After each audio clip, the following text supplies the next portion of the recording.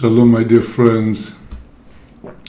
Today, the 24th of the month of Tammuz of this year of redemption, 5785. And today we enter into the second week of the 3 weeks known as Bein Ametzarim, between the boundaries, these 3 weeks of solemn contemplation about the absence of our temple. And it is behoven upon us at this time to conduct a very careful cheshbon nefesh, careful introspection, because indeed it's so difficult precisely to do that. All day, every day we are following the news from Israel. We are bombarded by reports every day, new dramas, the war here, the war there, this attack, that attack. And we're primed to think that the news that we read and hear about, watch on the media, is actually a reflection of the real world. And indeed, we're all being at different parts of the world and far away from one another, far away, in many cases, from Israel.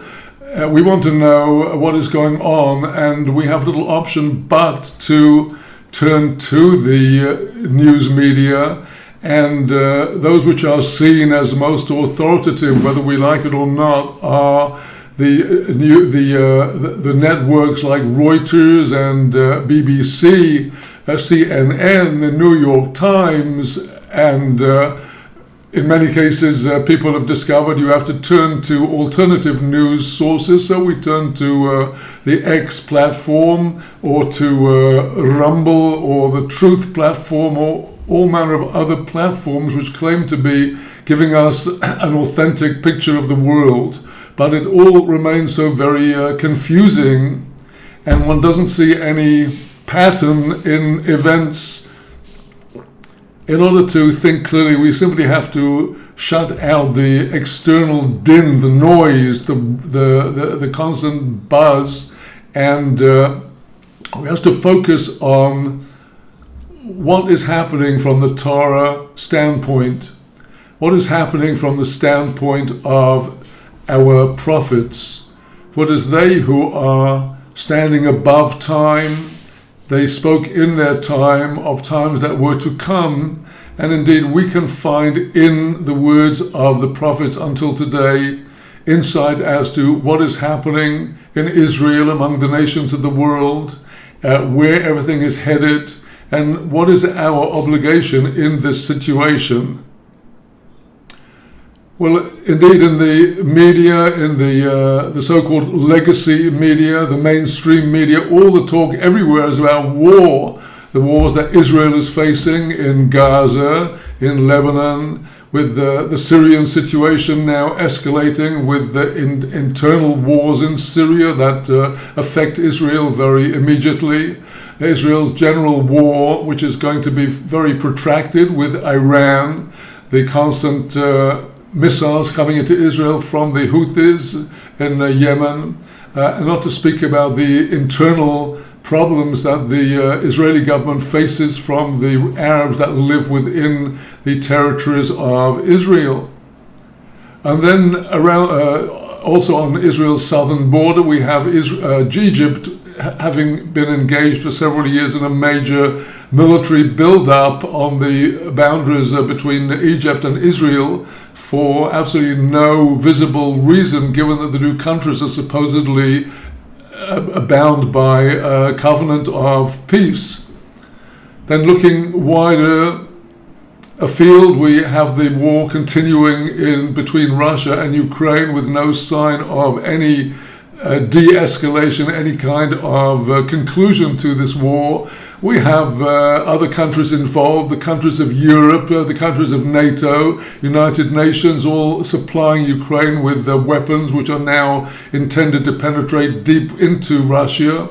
We have Russia aligned with China, China threatening Taiwan, China backing Iran, and Iran not only threatening Israel but also America. The Indians and Pakistanis are fighting, and the Turks are against the Kurds. Up and down Africa there is strife.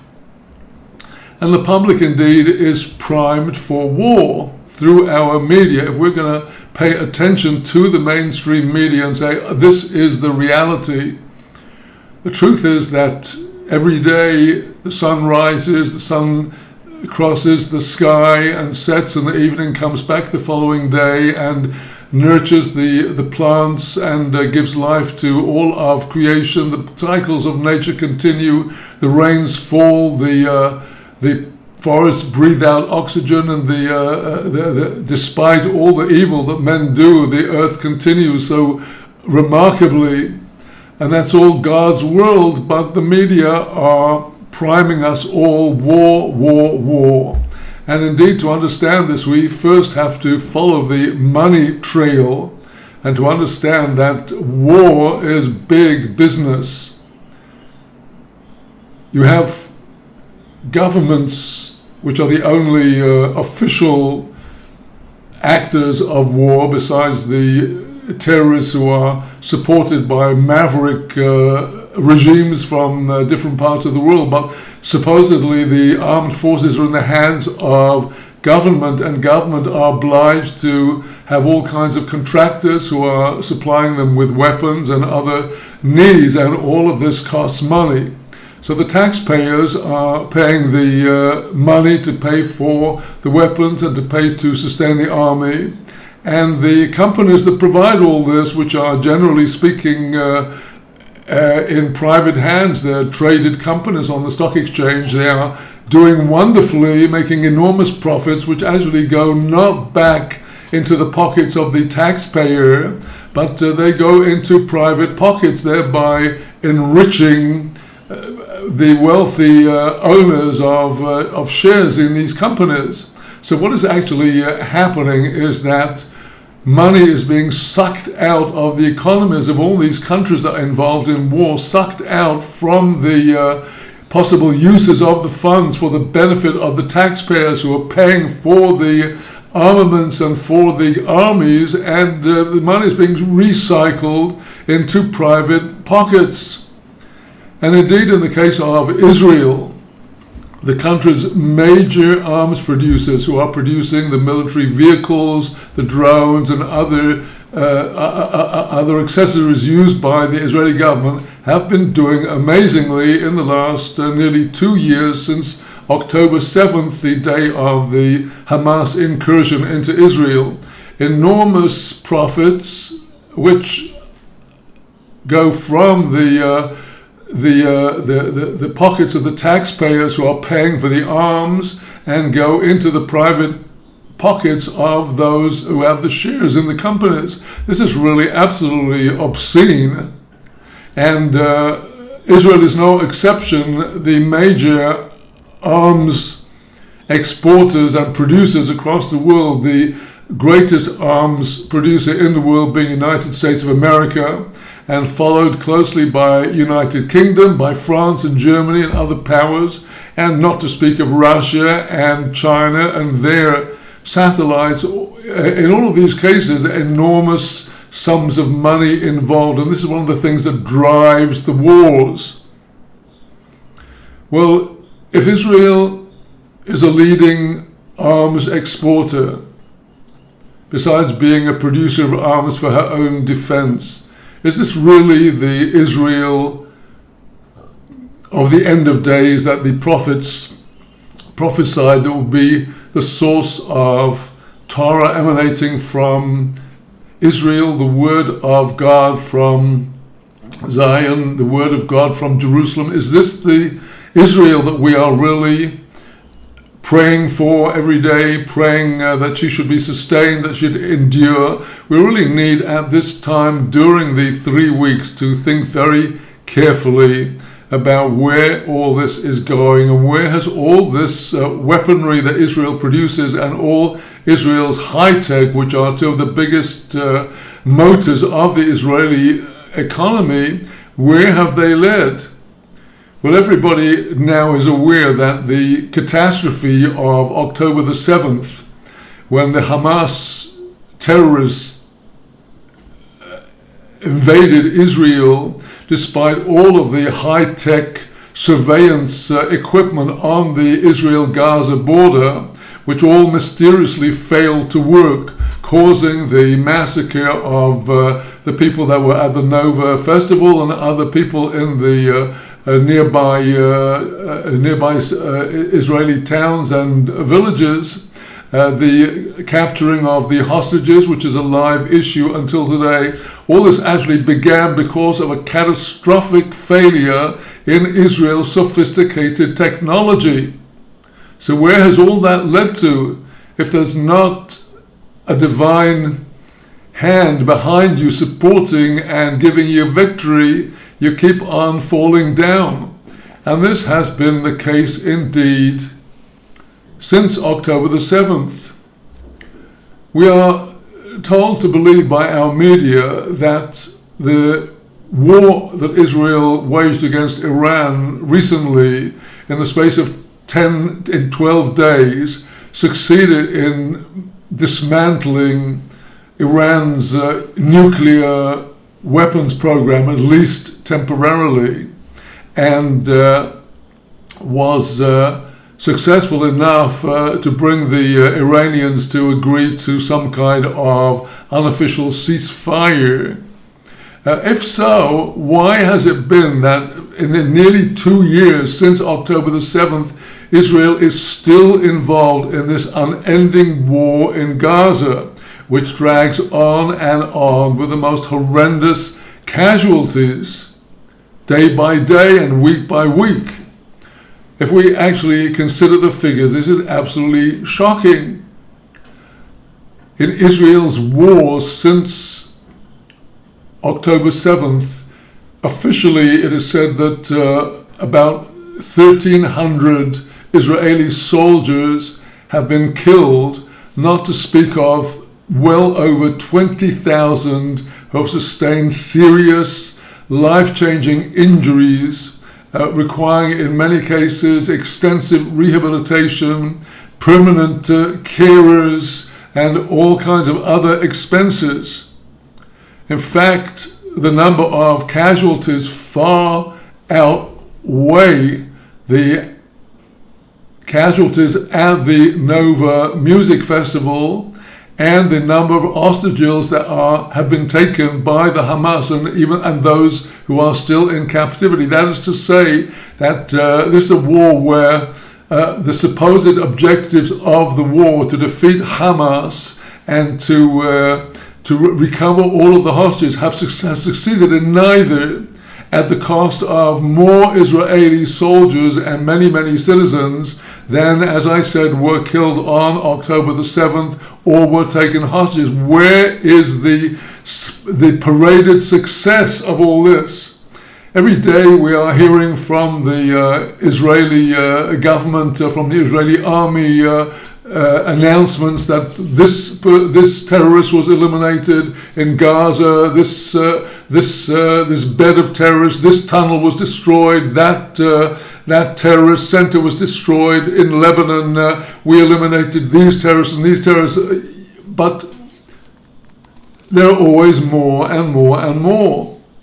It sounds like somebody who has a cockroach infestation in their home, and they see the cockroaches in the kitchen and in the dining room and the other areas where food is around. So they take their spray and systematically kill every cockroach they see without realizing the nesting behind the walls and in all the crevices are seething colonies of cockroaches. And just as they kill them, so they reproduce and they're going to come back. And there is absolutely no end in sight to the Israeli war in Gaza. Certainly no victory is in sight. They talk about a ceasefire, they talk about the return of hostages, but the cost has been tremendous. And besides this, are we really to believe the official figures of the Israel Defense Forces? I have to say very sadly that there are many Israeli citizens who do not give credibility to the announcement of the Israeli Defense Forces about casualties and deaths and many other aspects of this war. Very sad to say. Now, turning to what actually prompted the October 7th pogrom, the Nova Festival, which has cost so many lives of those who have been killed and those who have been permanently injured. The Nova Festival, what was it exactly? It's not at all nice to have to say this, but one has to say it anyway, that this Nova Festival took place on one of the holiest days of the annual Torah calendar, on Shemini Atzeret, the 8th day of Solemn Assembly, the conclusion and the seal on all of the Yamim Noraim, the days of awe, and the festival of Sukkot, on the day of Simchat Torah, the day of the receiving of the Torah, and in flagrant violation of the Torah and the commandments of the Torah and the solemnity and the sanctity of the festival, people were driving in their cars to a festival of blaring music, dancing frenetically, and dances that cannot be described as anything except the dances around the golden calf. Indecency and idolatry, and this on Simchat Torah. Is it politically incorrect to see the hand of God in this disaster?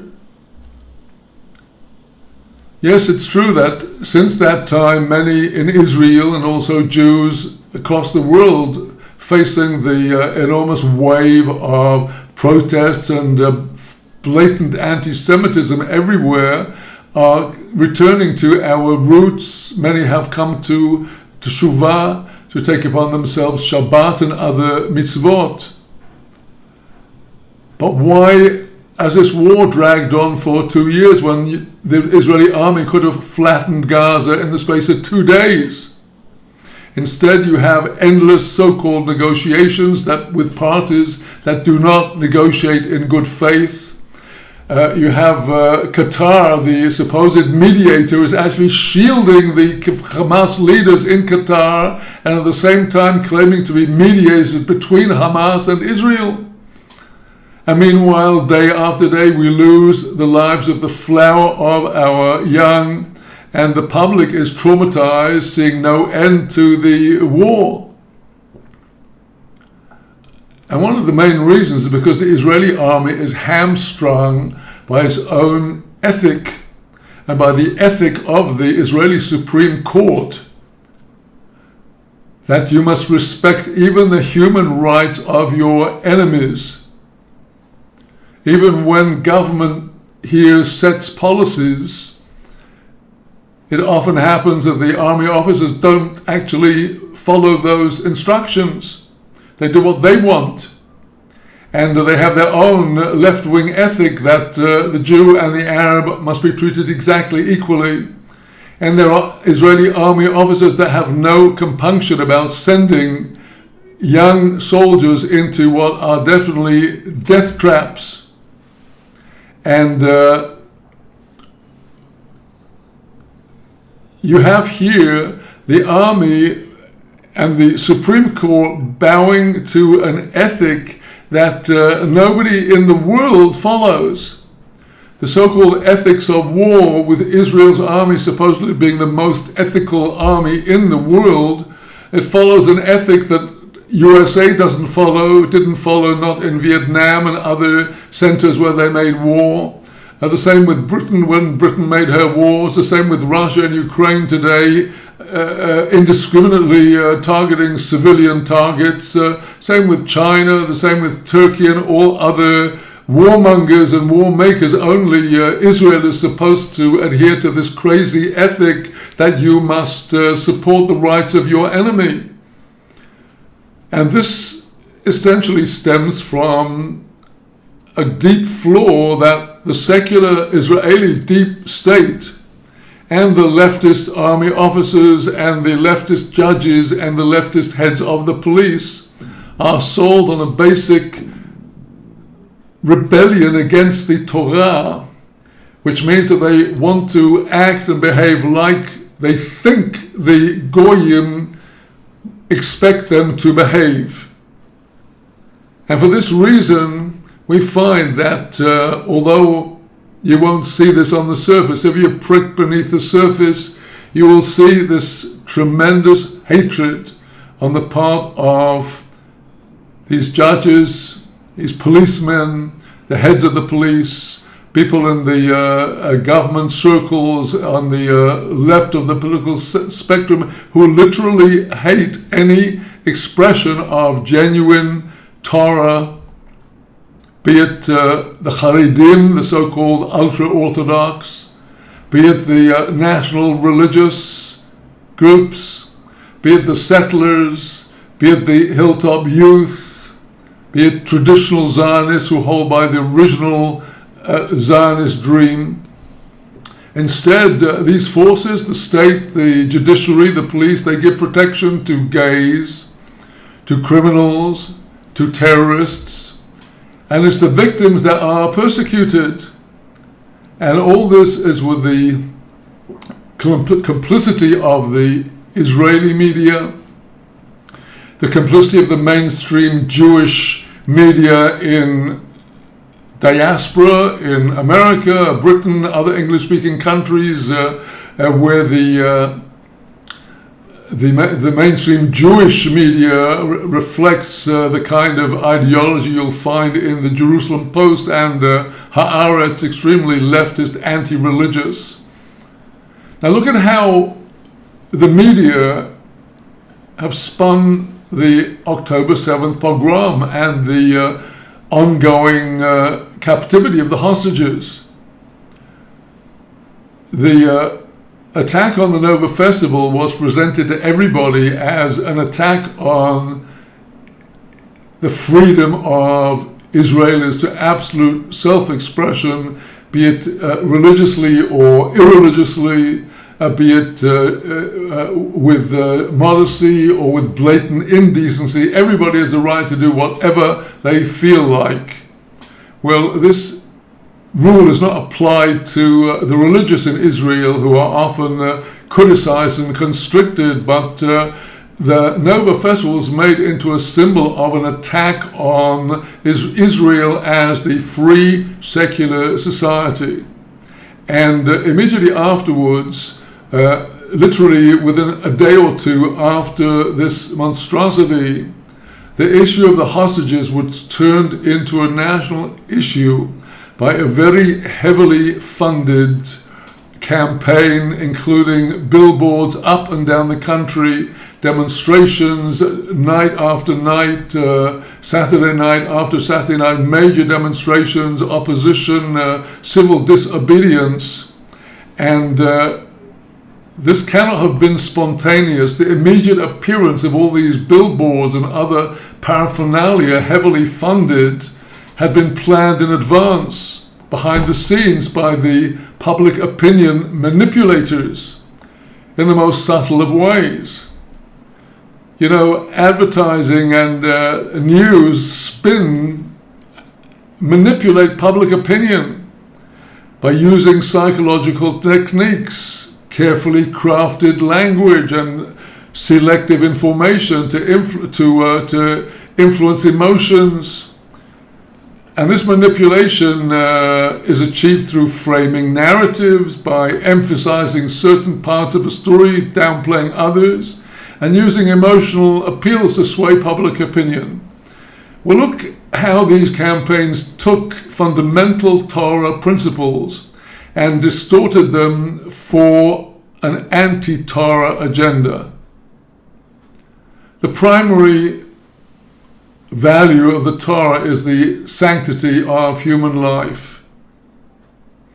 But here, this is applied by the Israeli army and by the Supreme Court to mean that you have to treat even enemy civilians and even enemy terrorists as having the sanctity of human life. Even though they are destroying human life, you have to give them, as it were, their human right to the sanctity of their lives. At a time when the High Court and the army pay little attention to the killed and wounded Israeli soldiers. So the sanctity of human life is taken to justify this war that in Gaza, for example, that doesn't actually touch the problem because the terrorists are living behind human shields of supposed civilians, even though the civilians, according to all reports, absolutely support the terrorists. So that is the first principle of the Torah that is abused in the media's spin about the situation. The second is the redemption of captives. There is no mitzvah in the Torah that has greater precedence than the redemption of captives. But at what cost? The great Rabbi Meir of Rothenburg in the Middle Ages was held captive by some German baron or a group of barons, and they demanded a monstrous ransom for him, and he said to the Jewish communities he will not be ransomed. He must die in captivity rather than be ransomed, because if they pay the ransom, this will only encourage other monstrous deals of the same nature. And we see this day by day, week by week, the principle of the redemption of captives, Pidyon Shivuyim, is abused day by day to justify this war that is simply killing off the flower of our youth, and particularly those who keep to the Torah, because they are the most dedicated of the fighters who are sent into these insane suicide missions. Now, the third Torah principle that is abused is the messianic dream of shalom. Everybody knows that the greeting in Israel is shalom, and Israel wants shalom. In 1993, when the Israeli government entered the so-called Oslo process, the Oslo nightmare, they called it the peace process, Tahalich HaShalom, the peace process. What an abuse of the word peace, knowingly by the then Israeli government and by Israeli governments ever since, including the present, where there is no peace because of their refusal to acknowledge our Judaism and our Torah as being the primary value in the land of Israel. All of this is nothing other than a war on the Torah, the war they don't tell you about.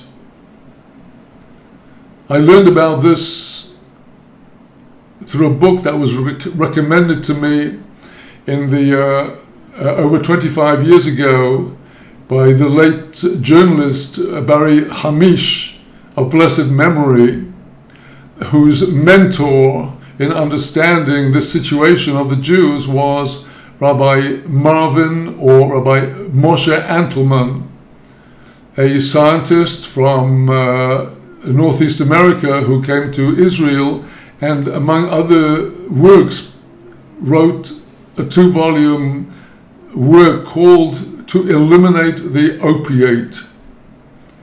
This is a history of the development of secularism among Jews that culminated in the Zionist enterprise, leading to the secular state of Israel today, which is dominated by a deep state which is almost satanic in nature.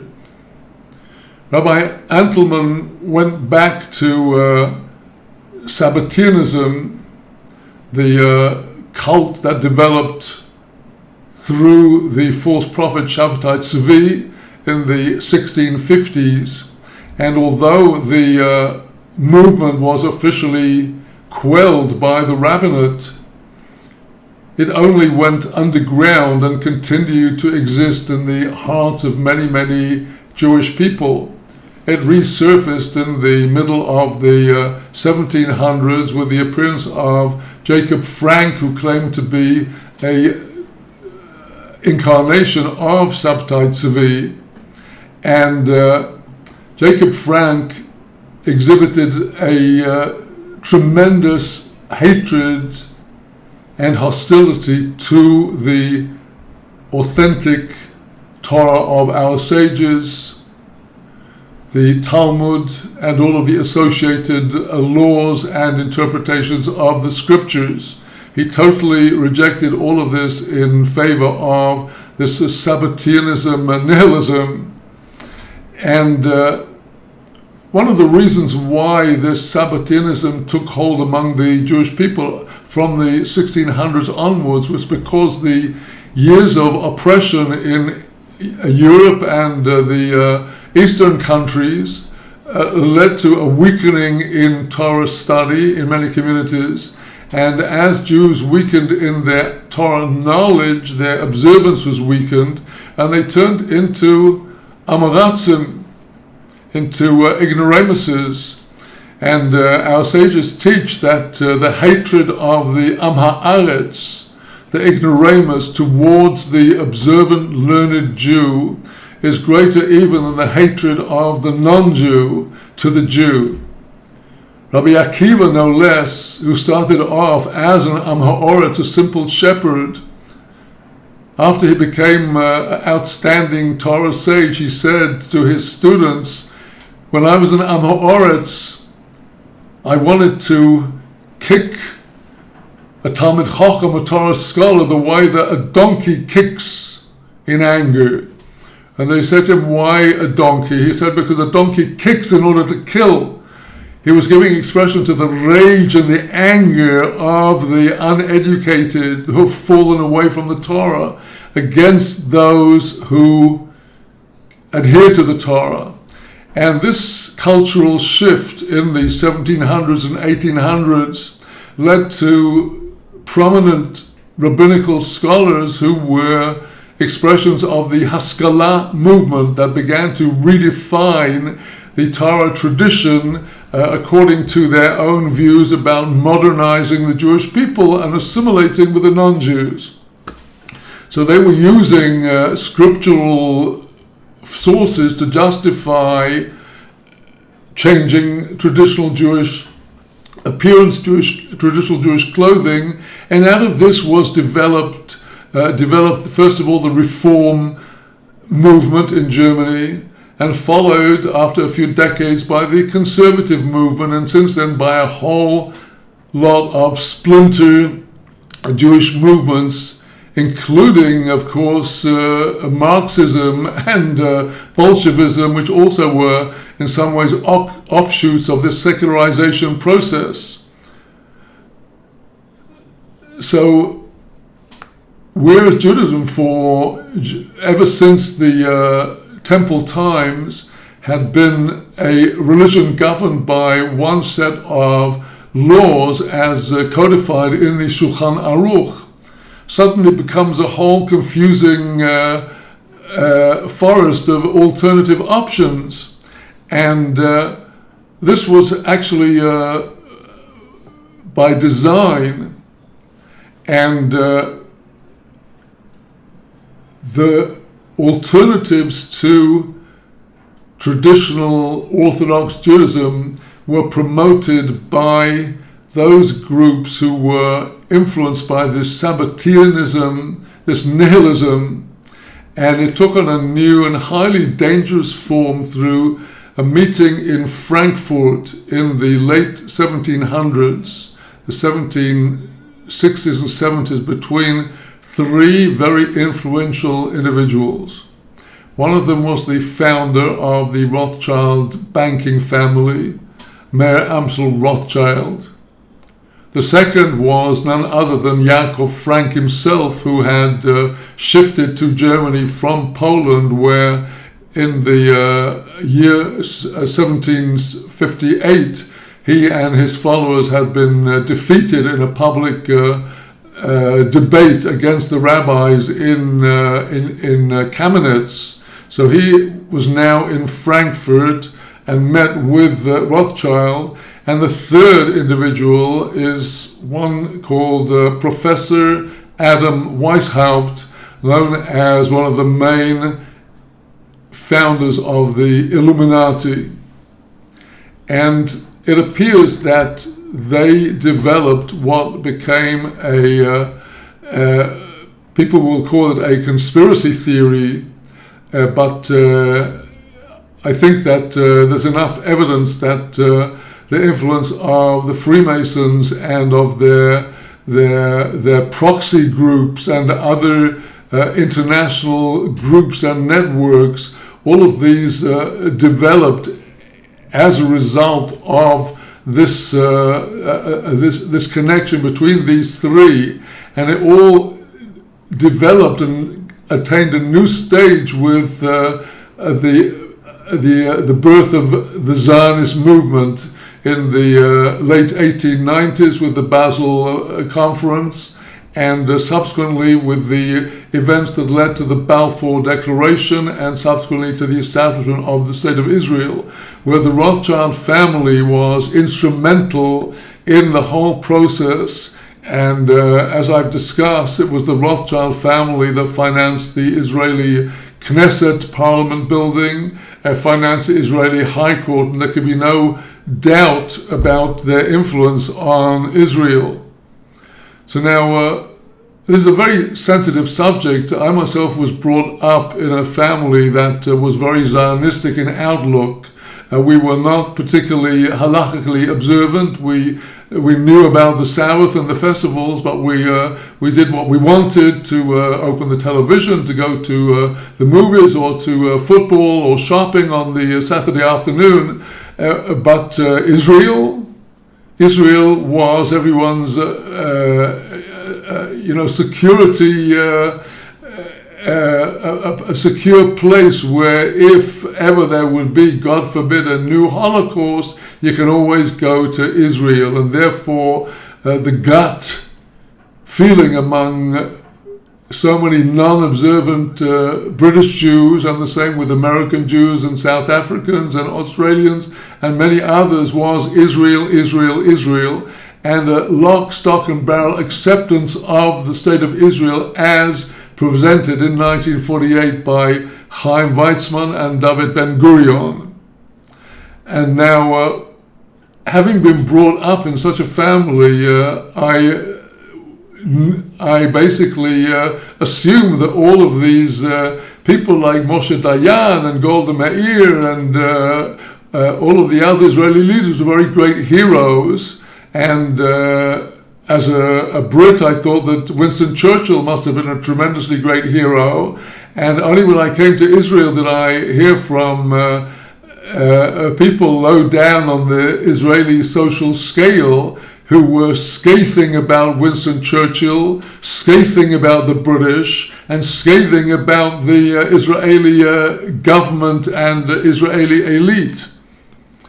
Well, now, the Ashkenazi so-called enlightened secular heirs of the Haskalah process, the secularization process, until today they maintain a very tight grip on Israeli society at all levels.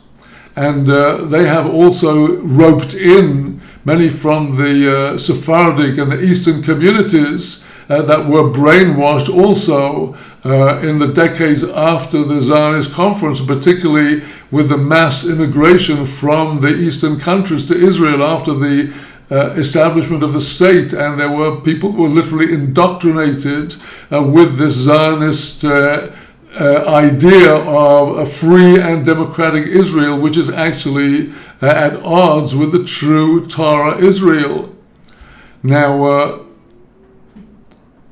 the Knesset was set up, and particularly the High Court, to be agents of the deep state. The judges of the Supreme Court in Israel are a self-selecting elite that are not beholden to the government, not beholden to the people, are not elected and choose their own successors, and have shown a systematic bent towards hijacking the State of Israel by ruling as illegal any act by the government that they perceive as being too much in favor of the Jews and of the true Zionist enterprise. So what happens is that the High Court, under the guise of human rights, protects the gays, and a vast gay subculture which exists across Israel, including a great deal of pedophilia, quite literally. They protect the desecration of the Shabbat and festivals. They protect the opening of entertainment on the Shabbat and the selling of unkosher meat in Israel. They protect the building by Arabs of expanding residential areas, in areas where this is forbidden to them under the so-called Oslo Accords, and they support the rights, the so-called human rights of terrorists, while at the same time constricting the rights of Jews to build houses in traditional heartland Jewish areas of Judea and Samaria. They chain the army by introducing every kind of restriction on proper response to terror threats, to the point that a soldier is afraid to open fire on a terrorist who is about to kill him, because he's afraid that if he opens fire, he will get into trouble. And I've seen this time and time again. And the state persecutes the Haredim and constrict the Haredim. Now they want 54,000 young yeshiva students to enter the army, even though I'm assured by a friend that the army cannot use 54,000 Haredi recruits. The whole thing is simply a publicity stunt against the Haredim. The state persecutes the settlers. The state persecutes those heroes of modern Israel, the hilltop youth who build encampments on the hills of Israel, caravans and temporary structures, and come the police, dismantle them, and then days later the young people are back again and rebuild. And the running dogs of the system are the thug police, who are big, burly, armed bullies, who are chosen because they hate vestiges of Judaism and the true love of Zion. And they are fighting defenseless citizens, and there's been event after event where police officers have opened fire without justification on settlers, on hilltop youth, and this is appalling. Their hatred is the same hatred of Rabbi Akiva, except that they have not made repentance. And of course, all of this is hidden away by the complicit mainstream media, by the Israeli TV and radio staffed by leftists, and by the restrictions on any alternative media in Israel, and all hidden away by the mainstream newspapers and magazines. But this attack on the Torah goes further because of the dimension of Satanism and literal witchcraft. You have to understand that witchcraft is not a matter of seething cauldrons. People can be bewitched by sophisticated media spin, by the promotion of satanic music, which fires the evil desires of people. It can be by encouraging gay pride, by the integration of transsexuals, the integration of so-called bisexuality. All of this can be seen in Israel on the internet, all over, dating sites and chat sites. Among the young and among older people, there is a satanic subculture, and it would appear that nowhere more than on the very top levels of the deep state, some of the top judges and police officers and government members. But you wouldn't know because you've been hypnotized, you've been brainwashed, you've been dumbed down by the media. As George Soros, who has been a big supporter of gay rights in Israel and the gay marches and other leftist causes, he well knows the best way to subvert the children of Israel is through zinut, by sexual immorality of exactly the kind that was exhibited at the Nova Festival, and that can be seen in this country and occurs even more behind closed doors day after day. This subversion of Israel through zinut, through sexual immorality, is precisely the advice that the pagan prophet Bil'am gave to the Midianites as their way to subvert and overcome the Israelites. But all this bewitchment is covered over in the media.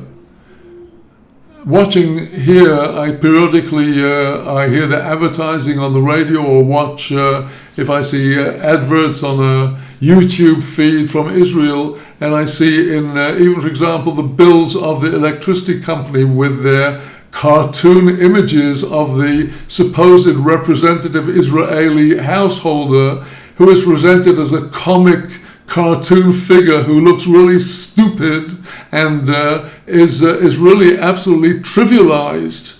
And this approach to the citizen, making the citizen trivial by the use in TV advertising and media advertising of comic voices, as we're all little children that need to be amused so the message will get through on the subliminal level.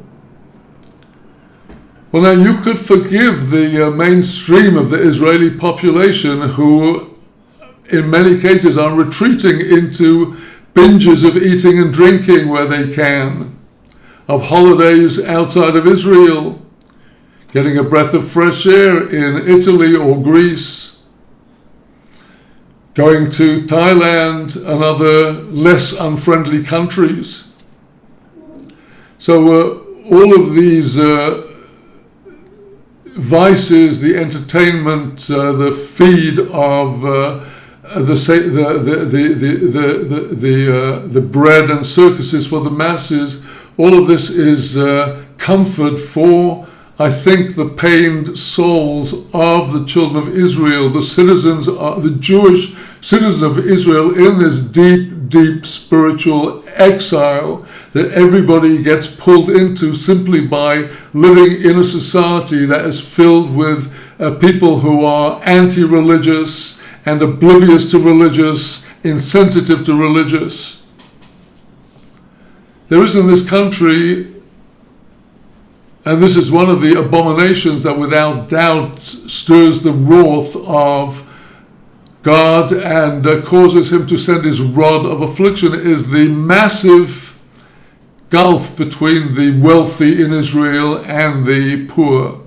The great majority of the people have jobs that pay a very meager salary, with long hours, very high taxes, and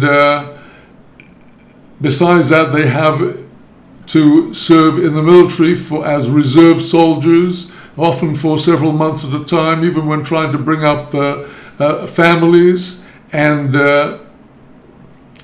under these pressures, the banks of Israel, which are privately owned, are in complete violation of the Torah laws against the taking of interest, which is a principle that does appear to we can only say, looking at it with some jealousy, that in Lahavdil Muslim society, the concept of loan societies and banks that do not have interest is understood.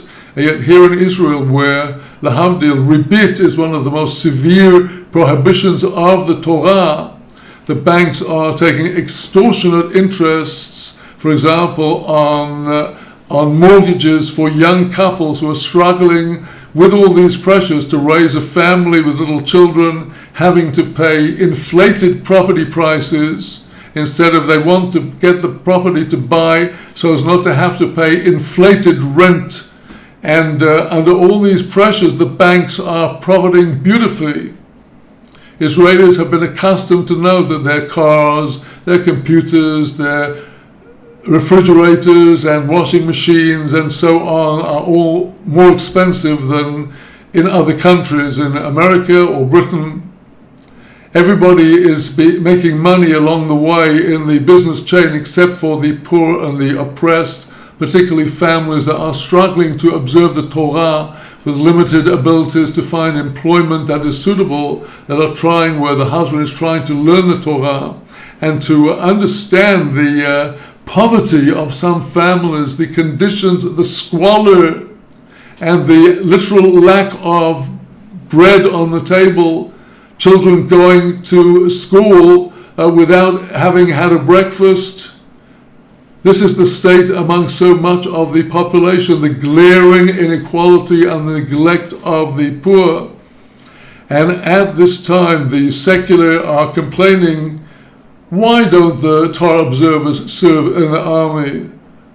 What are they doing all day? Doing nothing, sitting around. The truth is that one who keeps the Torah is rising often before the dawn, rushing to immerse in the mikveh before spending 1 hour in talit and tefillin, praying the morning service, listening to the Torah reading, trying to grab a Torah learning session before rushing off to his job. And as I say, with a limited salary and all of the other pressures, he has to make a break for half an hour for getting to synagogue for mincha in the afternoon, another half hour for ma'ariv in the evening. He has to observe all the laws of kashrut. He cannot just grab a sandwich on the street without first inspecting, is it kosher? Does it have a rabbinic hechsher, a rabbinic approbation, and so on and so forth? And who says that the prayers of the Torah observance have no effect on what is happening in Israel? How many miracles, despite the insanity of the government, the insanity of the government and the army officers in their insane policies that are leading us into an endless war, have led us there. Instead of this, the deep state and the government are persecuting those who observe the laws of the Torah. The media demonize the observant, and you cannot trust anything that you read in the media. The only true perspective comes from our Torah and from our Nevi'im, our prophets. The Torah, the Nevi'im, and the Ketuvim, the Tanakh, are the very neshama of the Jewish people, the people of Israel. Yet in Israel, the majority of the population knows either little or absolutely nothing about the Torah and about the content of the Tanakh. Now, those of you who are with me studying our annual Know Your Bible cycle of the study of the prophets and the holy writings, you know we're now at the climax of the book of Jeremiah, just immediately prior to and right after the destruction of the first temple. We see in different places in the Torah how the people of Israel rejected their prophets and wanted to kill their prophets. Even Moses was threatened with being stoned. King Asa of Judah, when he was confronted by Hanoni the seer, as described in the book of Chronicles, telling him that his policies were wrong, he put him in prison. Ahab and Isabel persecuted the prophets. They tried to kill the prophets. The prophets of God had to be hidden away. And Zechariah the prophet, not Zechariah of the 12 minor prophets, but Zechariah the son of Jehoiada the high priest, was killed in the temple on the Day of Atonement when he prophesied against the evil and corruption of the people. We had from the time of Datan and Aviram and Korach the hardcore that fought against the Torah and fought against the true prophets. Well, it reached a pitch in the time of Jeremiah when the king Jehoiakim literally tore out the divine names from the scroll of the prophecies of Jeremiah and threw them into his log fire there in his palace in the middle of the winter. He threw the divine names into the fire that they should be burned. That was so far when his hatred and persecution of the Torah. They wanted to put Jeremiah to death in the reign of King Zedekiah, a most interesting personality who was indeed in himself righteous, only he was under the pressure of the wicked of his generation. But those wicked, they threw Jeremiah into this pit full of slime into which Jeremiah was in danger of sinking. Well, We see this throughout the Tanakh, the basic flaw, the Israelites wanting to throw off the yoke of the Torah, the obligations, and to be free, to be like the nations. And that's the heart of the matter today. From the high court to the secular education system, the schools, the universities, entertainment, the secular monopoly is set on destroying any Torah character of the state of Israel by making Israel, as it were, free, multicultural, and inclusive.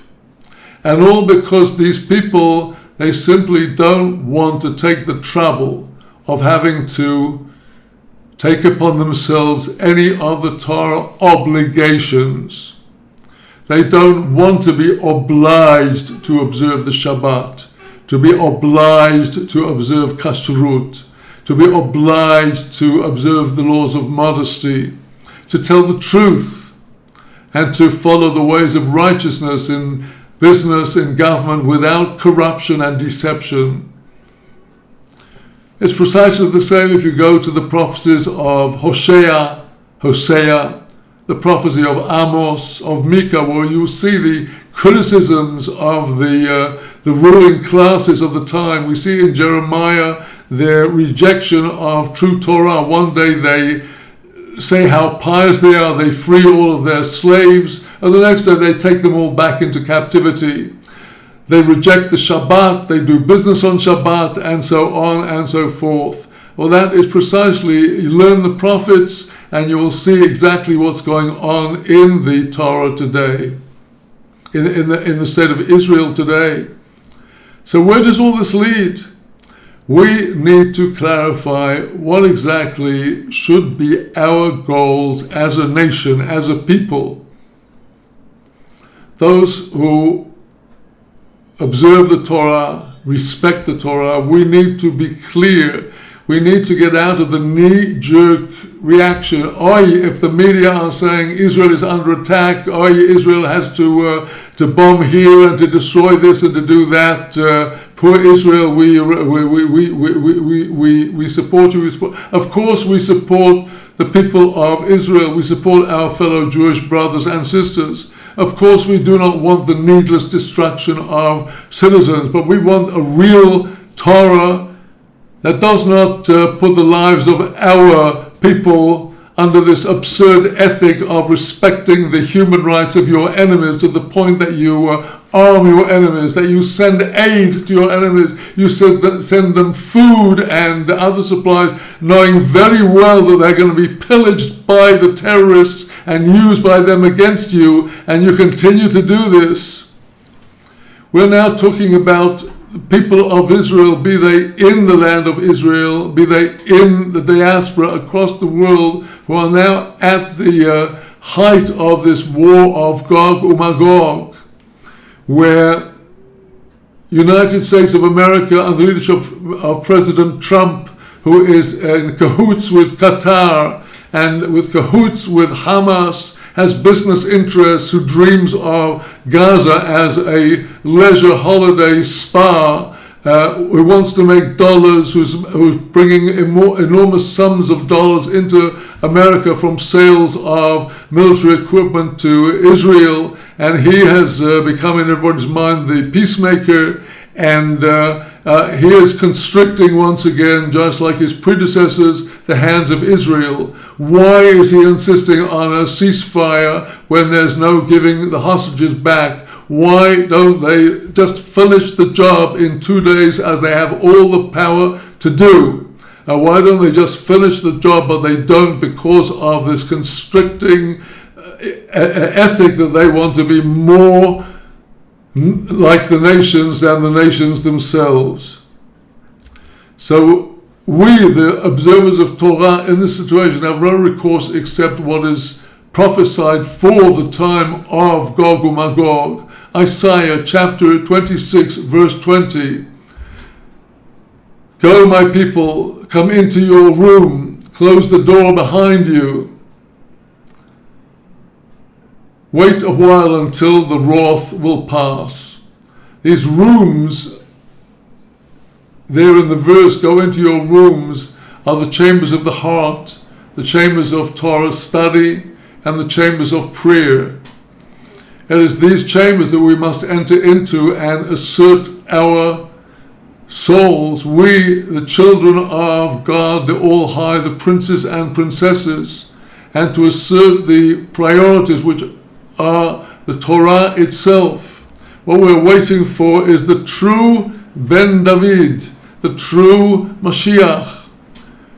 Certainly no Jews are waiting for this long-haired pansy as portrayed in so many works of art, who is everybody's so-called friend as long as they make him their God. We don't want this. We want the real son of David, the fighter, the David who smote Goliath in the forehead, and the David who fought against the Moabites, the David who fought against the Ammonites, the Arameans, and all of the other nations, and quelled all of the nations.